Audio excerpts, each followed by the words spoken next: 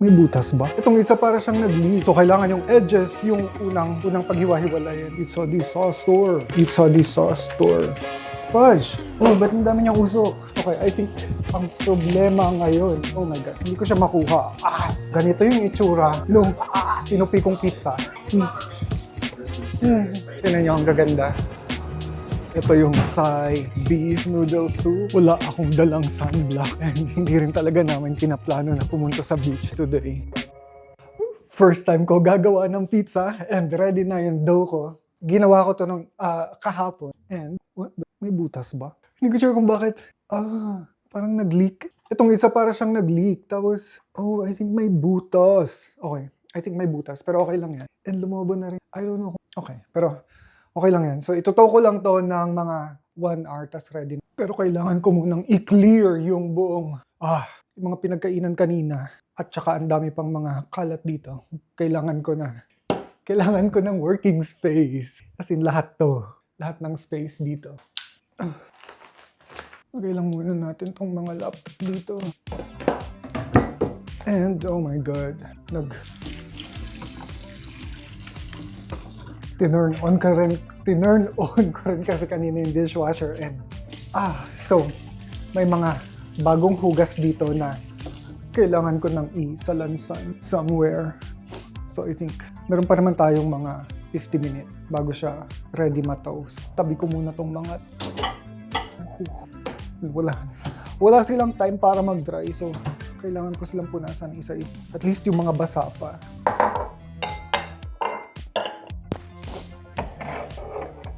At least ito yung mga bottoms lang nila yung basa pa. The rest, tuyo na. Next.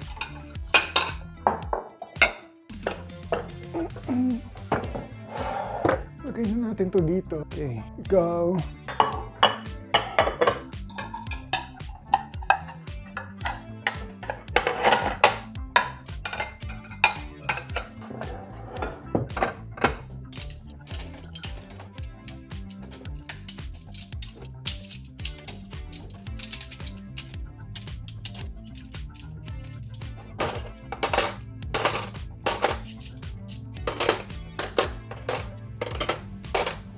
Okay, so kaka-clear ko lang nitong dishwasher pero may mga nakaabang na kagad na kailangan isa lang. Pero hindi ko naman siya mapupuno. I don't think mapupuno ko to. Hindi ko siya i-on. Pero ilalagay ko na dito yung mga hugasin para may space ako dito sa area na. So dito ako gagawa ng pizza. Meron pa ba? Okay. Hindi ko nilalagay sa dishwasher itong yung mga wooden na sandok. Itong mga ceramic na surface na kawali at saka itong mga kutsilyo, hindi ko sila nilalagay sa dishwasher. Yun kasi yung instruction sa kanila, so kailangan silang hugasan by hand. And wala akong pizza stone, so dito ko lang plano iluto yung pizza sa baking sheet. I think kasya naman yung 10-inch dito. Tapos dalawa kasi yung pizza na iluluto ko. After ko siguro maluto nung isa, dito ko na lang ilalagay yung unang maluluto, tapos yung pangalawang maluluto. Hindi ko naalisin dito. Dito na lang rin namin kakainin. So, hugasan ko lang to. Meron pa tayong 48, oh my God, mga 30 minutes pa. And wala kaming cheese grater, so bumili ako. $4. Oh, kailangan ko pa siyang hugasan. Wait lang. And ito yung ilalagay ko sa pizza. Actually, nagkamali ako. Pili. Ham dapat to kasi yun yung na-request ni Fran. Pero nung tinitignan ko yung resibo, nung pabalik dito, bacon pala siya. So, mukha kasi siyang ham. Masisisi nyo ba ako tingnan? Sana hindi niya na lang mapansin na iba yung lasa. Lagay natin yan dyan. And then, itong mozzarella. Mura lang to. I think nasa $6 lang to. And napakarami niya. I think cash. Siguro maka-15 kami na pizza bago maubos to. I'm not sure. And then, bumili rin ako nitong pepperoni. Pepperoni pizza kasi yung pinaka-paborito ko sa lahat ng pizza. Pero, ang lalaki ng bilog nung hiwa. Wala kasi akong ibang choice. Yun lang yung pepperoni na nandun sa baba. So, pero sale siya, $2.50. $2.79 pala per 100 grams. So, nag 200 gram ako. Hindi ko na-expect na marami rin yung 200 grams. So, I think I think makaka-anim na pizza din kami dito. 6 na pepperoni pizza. And ito, marami rin itong ham. So I think makaka-6 na ham pizza kami dyan. Or Hawaiian pizza. And dahil gagawa kami ng Hawaiian pizza, bumili rin ako ng pineapple chunks. And hindi ko sure kung na-try nyo na tong hot honey, pero napakasarap nito sa pizza. Meron kaming isang pizza na paborito from a Korean pizza house. Ito yung gamit nila lagi. Parang meron silang flavor doon na hot honey. So, hindi ako gagawa ng hot honey na pizza kasi hindi ko alam kung paano siya gawin. Pero gusto kong i-top to dun sa, I think sa pepperoni pizza na gagawin ko. And meron pa tayong 20 minutes. Okay. And ito, I think lalagyan ko siya ng konting-konting olive oil. And kasama siya sa preheat ng 550. Actually, hindi ako sure kung aabot ba ng 550 Fahrenheit tong oven dito. Pero we can try. Okay, wala rin akong brush na, so ikot-ikutin ko lang. Actually, kamayin ko na nga. Okay, equally spread ko lang. Hindi naman sobrang dami ng oil na to. So, napansin ko rin, lalo na yung mga extra virgin na olive oil, nakaka-affect sila sa lasa ng, medyo strong yung lasa nila. So, kinukuntian ko lang sila, usual. Masarap naman sila, pero overpowering nga lang yung lasa. Okay, I think okay na to. I think magiging good for the 2 pizzas na tong oil nito. Okay, pero hindi ko pa muna i-start to. Feeling ko matatagalan ako dun sa paglalagay ng topping. Pero, since kasama to sa iinitin, lagay na. And para may space din ako dito. Kasi, medyo ginto yung space dito. Hugasan na natin to. Okay, let's go. Lagyan na lang natin ng konting harina tong board. And oh my God, sana kasha dito yung isang serving nitong dough. Lagyan ko lang rin ng flour yung kamay ko. Okay, let's go. Oh, okay. Feeling ko ang laki niya masyado. Okay. Oh my God. Feeling ko, ang dami kong nalagay na mantika.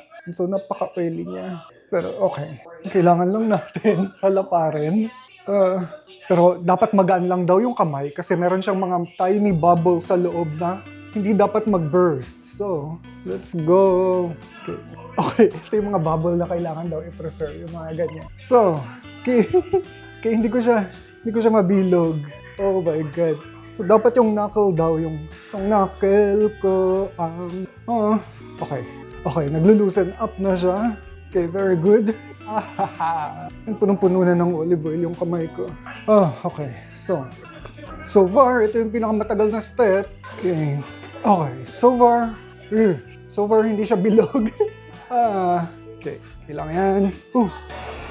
Okay, palapad siya, which is weird. Okay, no. It's not really good. Hindi ko siya mabilog. Paano ba ginagawa ito ng mga gumagawa ng pizza? Okay, okay lang naman siguro na hindi bilog yung pizza. Gagawin ko dito. Okay. Ibahin natin yung style. I think dito na lang mag-focus dito sa kumpul na to kasi okay, medyo nag-struggle talaga ako dito. I think okay na lang yan. Hayaan ko na lang siguro na ganun. Okay, itong dito banda sa end na to, wala akong problema na paghiwalayin. Okay, unfortunately, I think failure na tong isang to. Oh my, the dough. I think nasobrahan ko ng olive oil. Feeling ko hindi ko na talaga magagawa ng paraan to. So, unahin na natin tong Hawaiian. Okay, let's go. So, lagay muna natin yung sauce. Sauce. Ay, nako. Ngayon, ang kinakaba ko kung paano ko siya malalagay dun sa baking sheet dito. Oh, actually, umpisahan ko na siyang i-preheat to 550.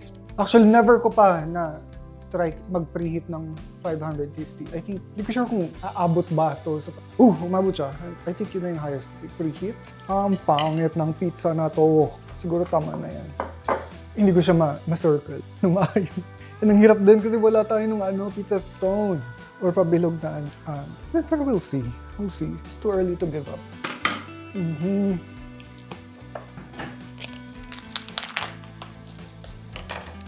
Okay, lagyan natin itong mozzarella.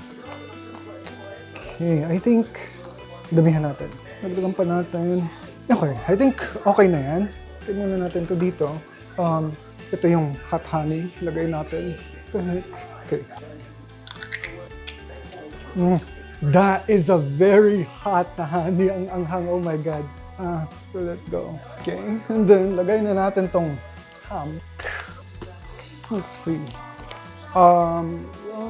So, may 6 na slices to. I think 3 slices. Feeling ko kasi ang dami nito sobra. Let's go.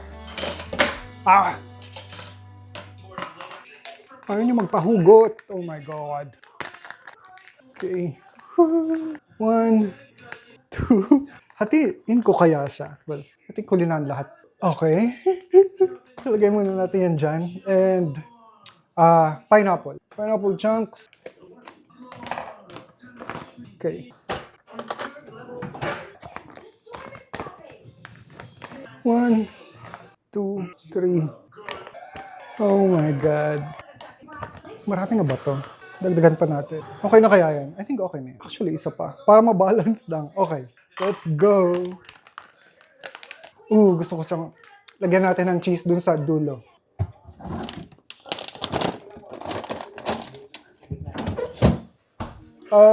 Kailangan ko ng kutsilyo. Mahirap siyang hiwain. Oh my God. Okay. I think enough na to. 1, 2, 3. Okay. 1, 2, 3, 4, 5, 6, 7. Okay. I-fold natin to. May cheese sa loob. Fold, fold, fold. Okay. Okay. So far, so good. Tsaka parang medyo bumilog naman siya. Okay. Kulang yung cheese. Okay. Hiwa pa ako ng konti. Actually, parang feeling ko makakonsume din pala natin yung almost half ng cheese. Okay. Tuloy natin yung paglalagay ng cheese. In fairness, parang bumilog siya ng konti after malagay yung cheese. Iburan ko na lang ulit ng more cheese sa top. And nasa 260 na tayo. Okay. Kailangan kong maging creative kasi matagal uminit to and feeling ko hindi ko malilipat dito yung itong unang pizza pabalik dito. Tapos yung bagong pizza, ilalagay ko rin dun sa baking sheet. So, I think mag-struggle ako. So, lagay na natin dito. Dito ko nagagawin yung pangalawang pizza. Kailangan ko lang ng flour na feeling ko hindi nagagana to kasi napakamalangis nung nasobrahan ko talaga ng olive oil yung fermented na pizza dough. Okay. Napakamalangis niya. So, kailangan yung edges, yung unang paghiwa-hiwalayin. Okay. Unahin natin yung mga gilid kasi yun yung naging mali ko kanina. Hindi ko inunang ang dami mantika. Okay. So far, at least ito bilog. Pero nag-struggle ako dahil nga mamantika sobra. Okay. Okay, at least ito bilog. Yes, let's go. At least ito tama siya. Oh my God.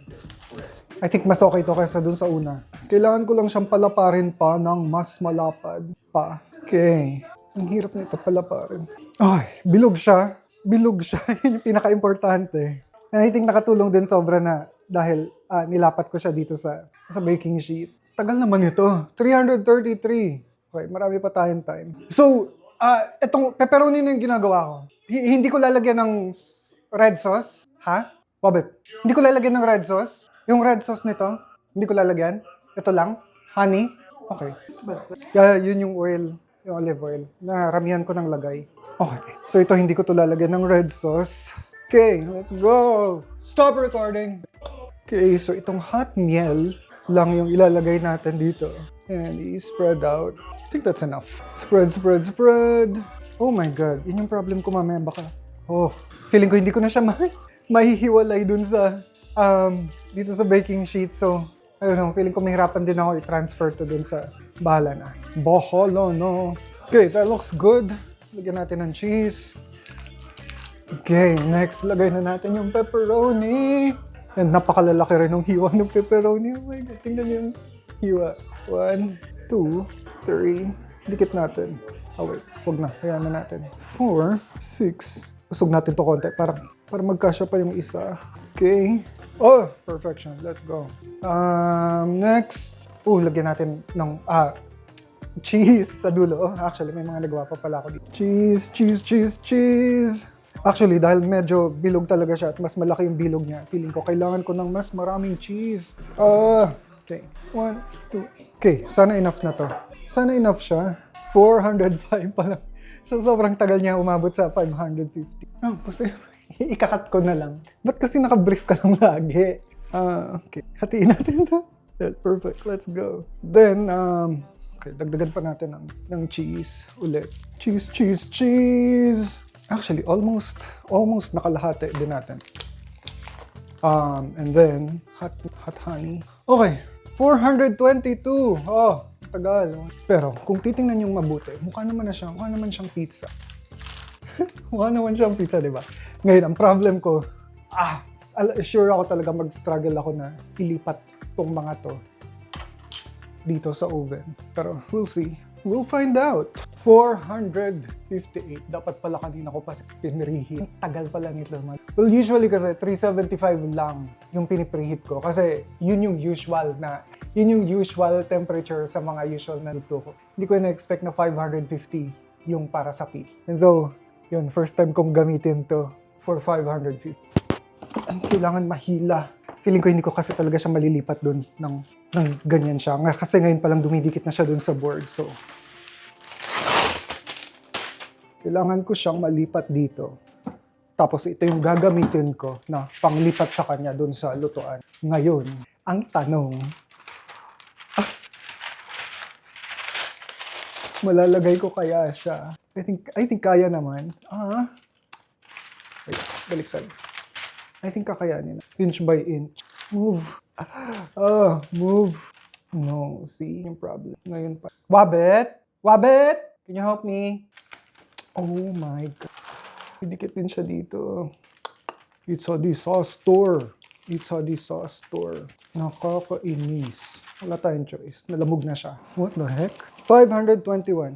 I think wala nang pag-asa tong isang pizza na to.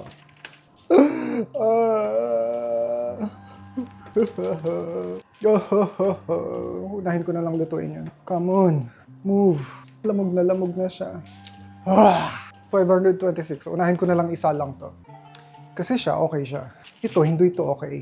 Sobrang hindi siya okay. Yan na nga. Hindi ka lang kung anong gagawin ko. Okay. Unti-unti. Sige. Unti-unti lang. Unti-unti. Oh my God. 531.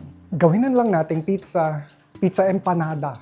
So, itutupi ko na to lahat. Tutupi ko na to lahat dahil, natupi lahat. See?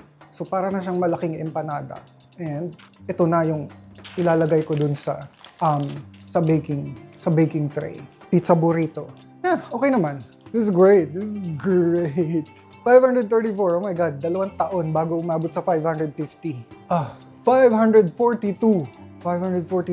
8 degrees Celsius na lang ang kulang, aandar na. Oh my God. 548! Come on! Yes, let's go! Oh my God. Oh my God. And feeling ko magiging mainit na mainit to. Oh, fudge. Oh, ba't ang dami niyang usok? Oh my God. Okay. I think yung oil ang naluto dito. Oh my God. Okay. Unahin na natin to dahil siya yung medyo mas okay sa kanilang dalawa. Actually, hindi rin siya.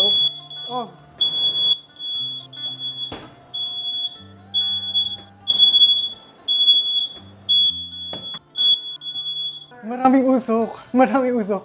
Yan. Okay, binuksan ko na lang yung bintana. Oh my God. Okay. Oh my God.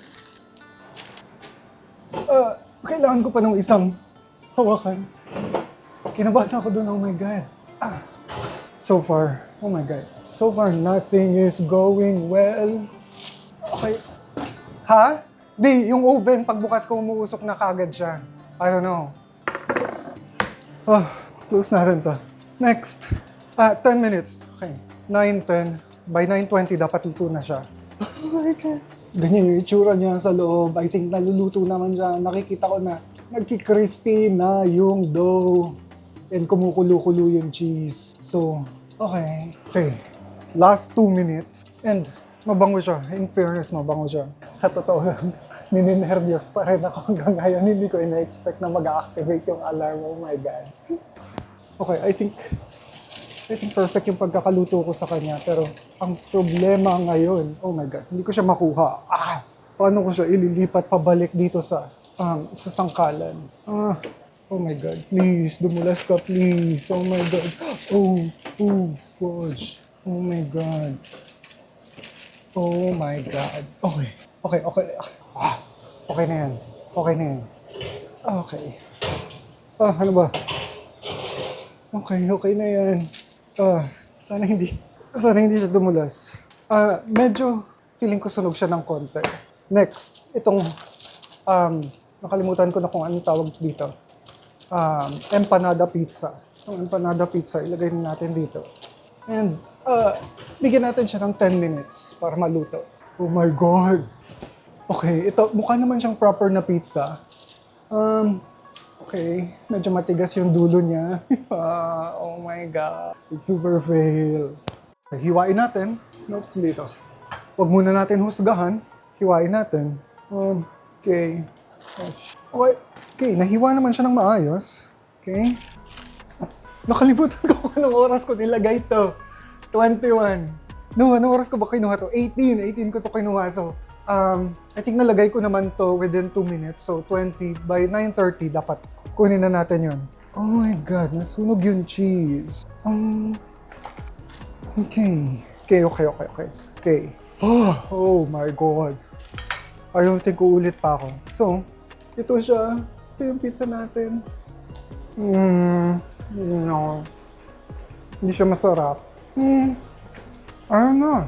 Ito siya gusto. Nagkulang sa bread at gano'n. Yeah. I don't know. Ang pineapple here. Just the pepperoni. Yung pineapple nandun, pero ano siya? Hawaiian pizza empanada. Yeah. Okay. Moment of truth. Okay. Hindi siya umuusok. Pero napakainit. Oh my God. Hindi ko alam kung ano to. Well, sug natin to dito. Ayokong ilagay sa, okay. Oh my God. Actually, ito yung ilipat natin dito. Actually, hindi ko alam kung saan siya ilalagay. Sobrang mainit kasi siya. I know. Sobrang mainit siya.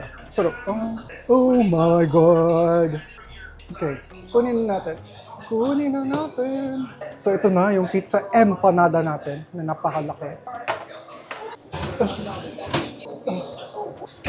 Tingnan natin kung, oh my God, magiging edible ba to? I think magiging edible naman siya.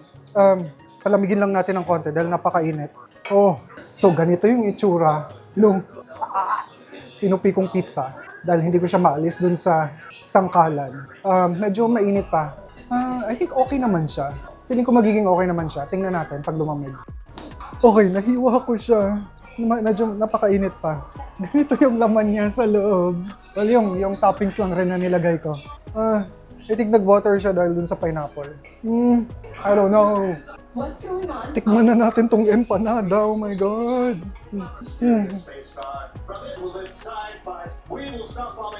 In fairness, mas masarap to kaysa dun sa pizza. In all fairness. Tingnan nyo. Oh my God. Wait. So, ganito yung tsura niya. Lasang pizza pa rin naman siya.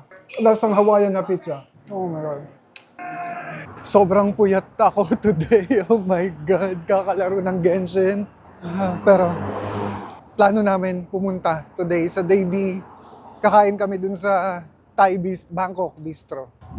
11 degrees Celsius for now.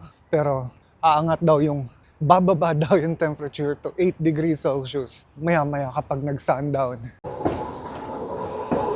Mukhang fake tong mga puno na to, pero no, totoo silang cherry blossom. Tingnan niyo, ang gaganda. Okay, hindi ako mapag-decide kung magto-tomka ulit ako kasi parang yun lagi yung ino-order namin. Dito na. Against the light ako. Pwedeng dyan ako nakaupo para mailiwanag ako. Okay, hindi ako makakuha ng obstructed angle. So, ilagay natin dito. Tapos ilagay natin yung camera dito.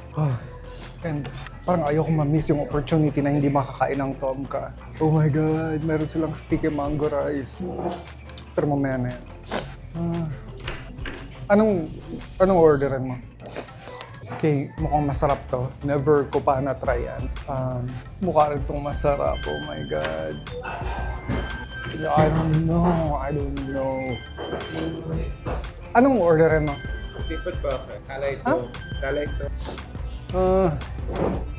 Magto-tom ka ba ako? Ito yung tom ka. Ito na lang akin. Beef noodle soup na lang akin. Are you ready to order? Yo.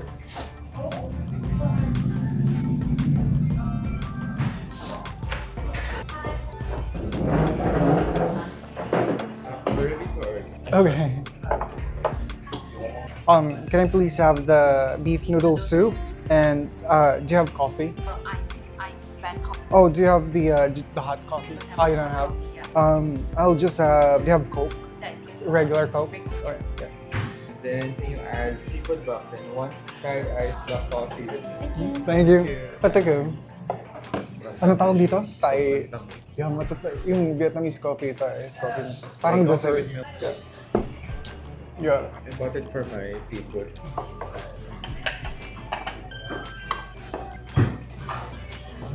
Thank you. The heck, ang laki. Yung beef noodle soup. Kailangan ng No. Patikim ako ng... hindi ko alam kung ano yung pwede kong kainin. Thank you so much. Oh my God. Ito yung Thai beef noodle soup. Actually, kagabi pa ako nag-crave ng ramen. Pero, pwede na to. Mukha siyang masarap. And ito yung in-order ni Ran, isang platter ng seafood. Mukhang masarap yung sabaw. I think titikman ko yung sabaw. And siguro yung... may fish siguro yan. Titikman ko yung fish. And Thai iced coffee with jasmine rice. And then Coke. Yung drinks ko. Tikman na muna natin yung sabaw. Sarap. Let's go. Tikman natin yung beef nila. Actually parang katulad siya nung... So I think beef balls to. Katulad din dun sa Vietnamese restaurant na kinakainan namin lagi. Ayun yung tsura niya. Masarap. Tikman natin yung noodles. Oh my God. Sarap. Hanapin ko kung may isda. Actually, tikman ko ng tahong. Okay lang. Tikman ko yung tahong na. Kaya magpakuha ng tahong. Ang taba ng tahong. Oh my God. Sarap. Hindi ako mahilig kumain ng toge. Yung lutong toge na may tokwa. Hindi ko hilig yun. Pero itong mga ganitong hilaw na toge, matamis-tamis sila sa panlasa ko. Ang init niya.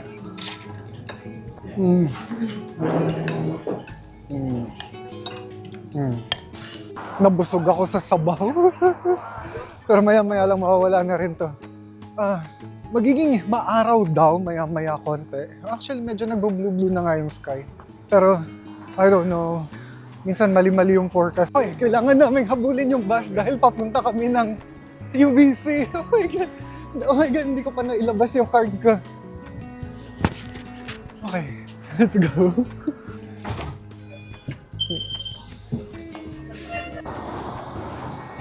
Hindi kami nakaabot ng UBC, pero nandito kami ngayon sa Kitsilano Garden, Kitsilano Beach. Maglakad kaya tayo papuntang Spanish Banks. Ang lalaki ng cherry blossoms dito. Ang ganda nila. Itong pool na to, never ko pa nakita to na may tubig. Ever. So, lagi lang siyang empty. Pero sa katapat kasi nito, yung lagi kong tinatakbo, sa paglagpas ng dagat na yan doon, yung second beach, laging may tubig yun. Ito wala.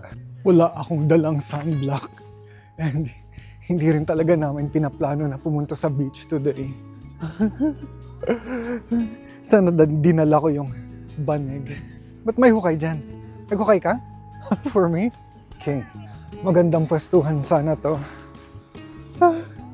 Pero wala kaming dalang pagkain. At saka banig. Para saan nga to? Para saan nga kaya talaga tong hukay na to? Ano ba to? Bitag? Para sa bonfire. I think para sa bonfire to.